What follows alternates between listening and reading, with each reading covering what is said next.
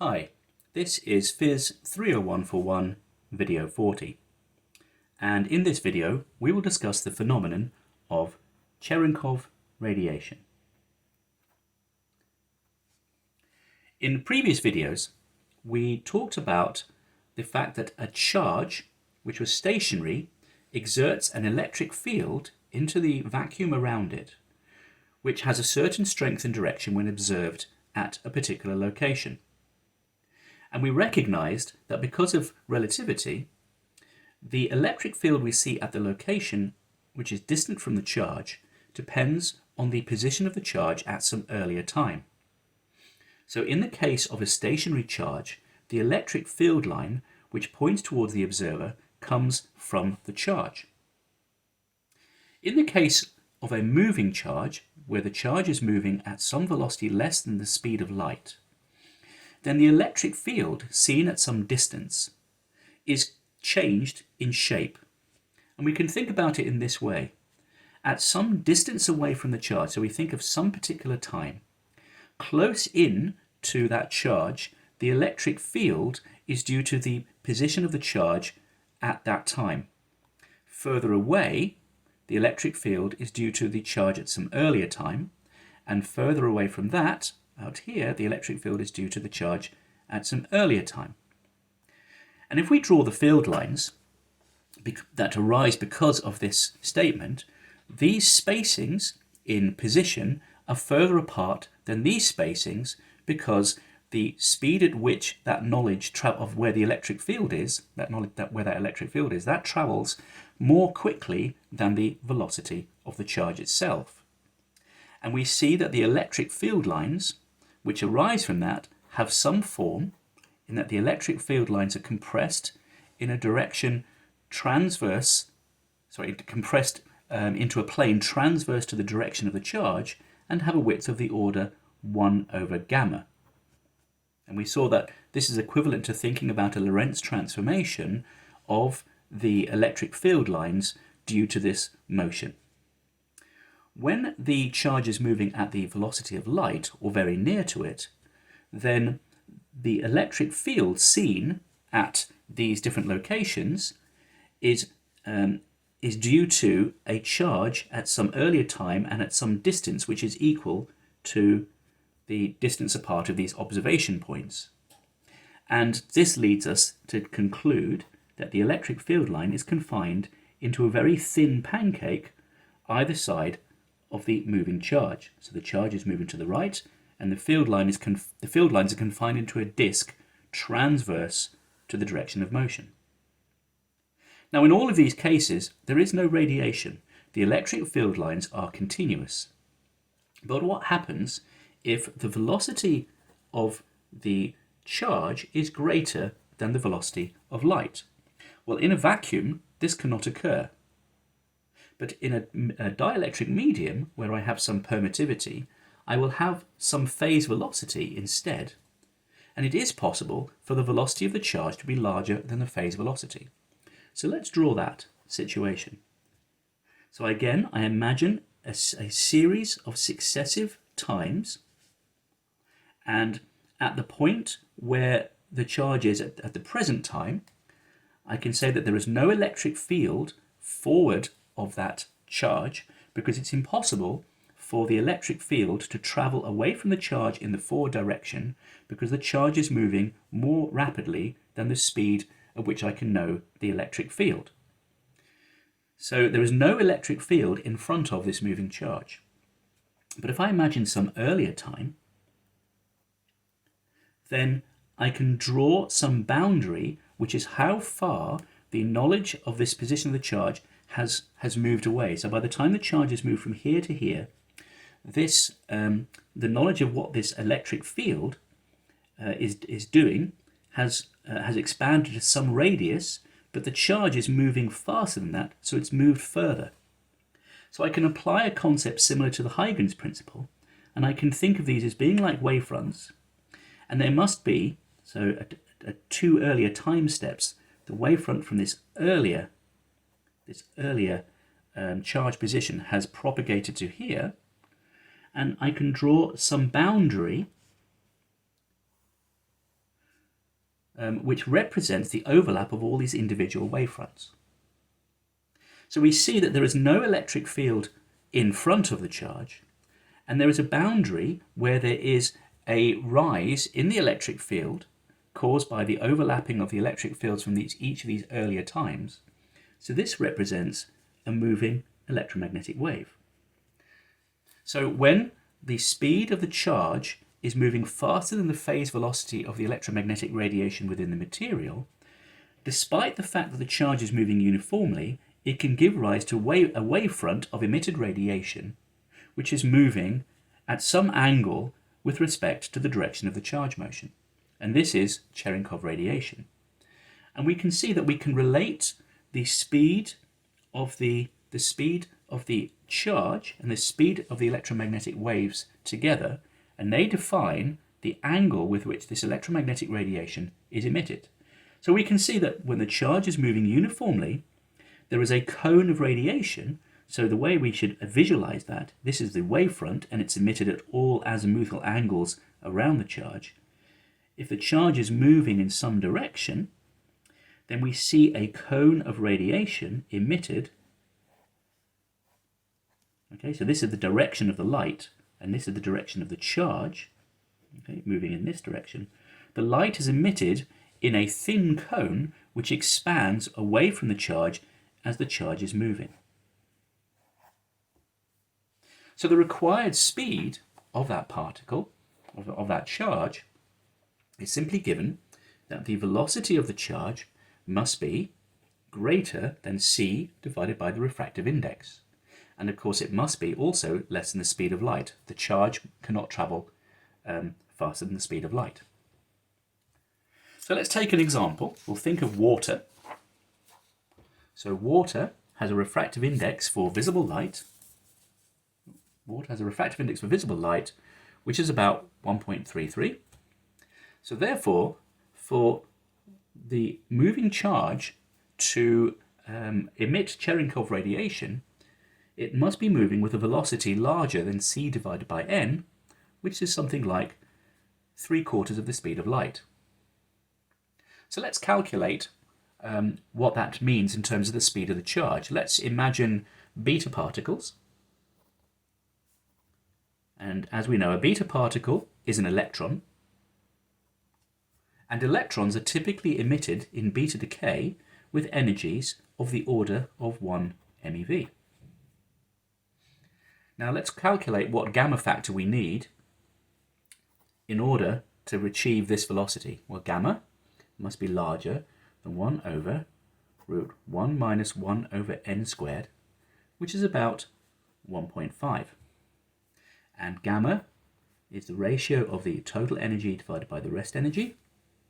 And the rest energy here is half an MeV. So this is about 0.5.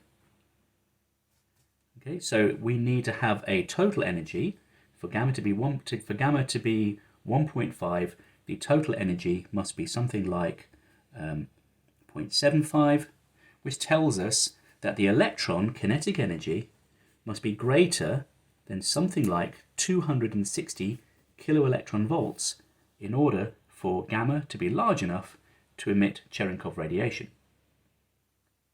And as we saw, that beta particles typically have kinetic energies of the order of 1 MeV, which means that if we have a beta particle emitter in water, it should emit Cherenkov radiation. So let's calculate theta. So we can draw a diagram of the moving charge. And this triangle that we're drawing is, this side here represents the emitted wavefront. This side here represents the direction of motion of the charge. So in some time delta t, the length of this side is v delta t, which is equal to beta c delta t. And this side here represents the speed of the electromagnetic wave. It's the speed of this wavefront, which is given by the velocity of the electromagnetic radiation, the phase velocity, times delta t, which is equal to c over n delta t. So this triangle has a certain size given by delta t. So therefore the angle theta here, cos theta, is equal to c over n delta t divided by v delta t, which is equal to c over beta cn, which is equal to 1 over beta n.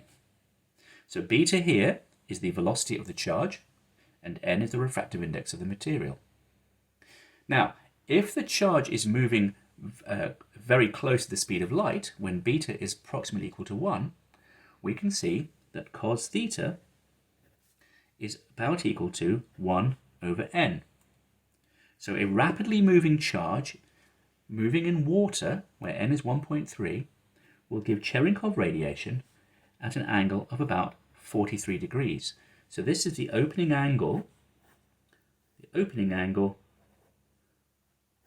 of that light cone.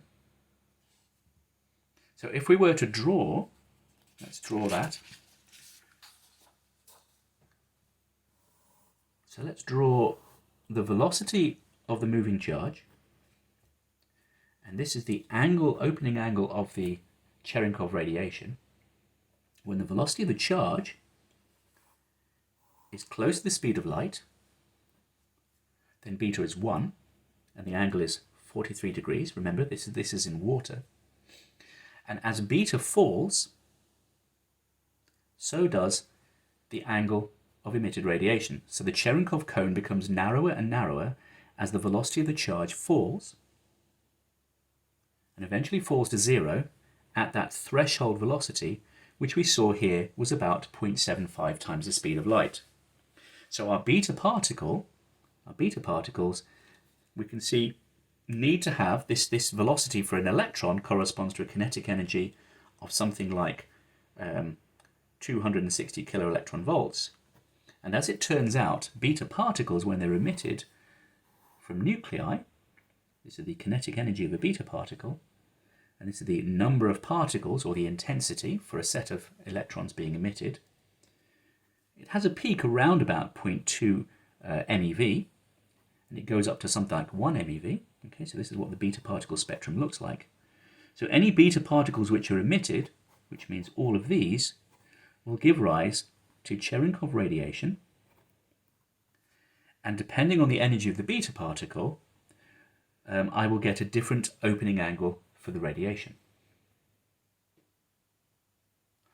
Now, this describes whether or not we get Cherenkov radiation, and we also have the other phenomenon, which is when we see Cherenkov radiation in reality. And one good example of this is in a nuclear reactor. We look at nuclear fuel, and that fuel is in water. And when we turn off the nuclear reactor, the fuel contains many radioactive materials emitting beta particles.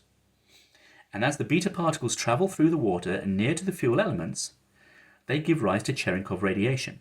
And one thing we see is that the radiation color is blue. So we ask ourselves a question: why is the reactor glow blue?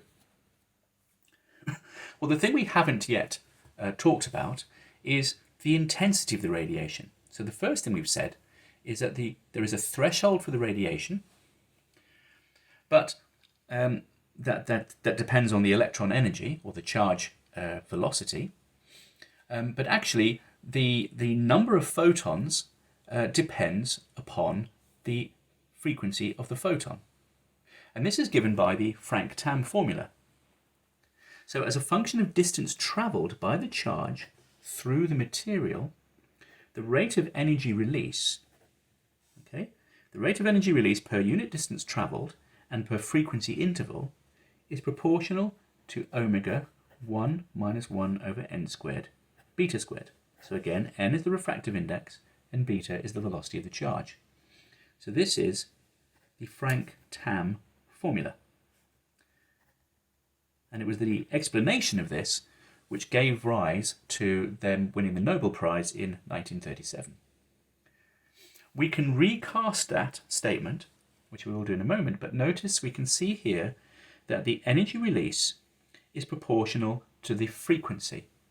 So So it tells us that there is more intense radiation at shorter wavelengths. So we can recast that formula in terms of wavelength and think about the number of photons emitted. Okay, remember that energy and photon number are linked in this way. We have dn squared over dx d lambda is equal to 2 pi alpha q squared over lambda squared. Okay, so lambda is the emitted wavelength, alpha is the fine structure constant, and q is the charge of our particle, which is usually E, the electronic charge. And it's given by beta squared, n squared, where again, n is the refractive index. But notice that n depends on the wavelength. So n varies as a function of wavelength in a real material. So let's draw what that looks like. And this is the explanation why the Cherenkov radiation is blue. So the horizontal axis is the emitted frequency, and we saw that by the Frank-Tamm formula, the emitted power increases in an unlimited way as the frequency increases. So this would imply that if the refractive index were constant and greater than 1 over all energy ranges, over all wavelengths, then an infinite amount of energy would be released in Cherenkov radiation. But that isn't true. And the explanation is because we're going to plot here the permittivity, which is the square root of the refractive index. And we saw here that when the refractive index is 1, we should get no Cherenkov radiation. And we should only get Cherenkov radiation when the refractive index rises to a large enough value that the velocity of the charge gives rise to Cherenkov radiation. So this will only occur over a band when the refractive index rises to a large enough value. But as we already saw in our earlier sections, we have a general form for the refractive index in a dielectric material, such as water, which is the refractive index rises to some maximum value, and then it falls, and then goes to some minimum, and at very large frequencies, it then approaches 1. But as we said here, we only have Cherenkov radiation over this range of wavelengths. It's either on or it starts to turn on at this frequency and it turns off at this frequency. So we only have Cherenkov radiation in this narrow band. And as we saw in our previous discussion of most dielectrics, that this anomalous region of the refractive index arises usually in the visible range of the spectrum. So this band usually occurs in the visible region. And as we saw, because the intensity of the emitted photons is proportional to omega, we have more photons emitted at high frequency than at low frequency, which is why we get emission which is blue rather than red. Okay, so down here at lower frequencies, we have no Cherenkov radiation, and up here in the X-ray region, again, right up here, we also have no Cherenkov radiation. So the fact that there is a finite amount of Cherenkov radiation emitted is because of the nature of how the refractive index varies as a function of wavelength, and not because of the nature of the Cherenkov emission process itself.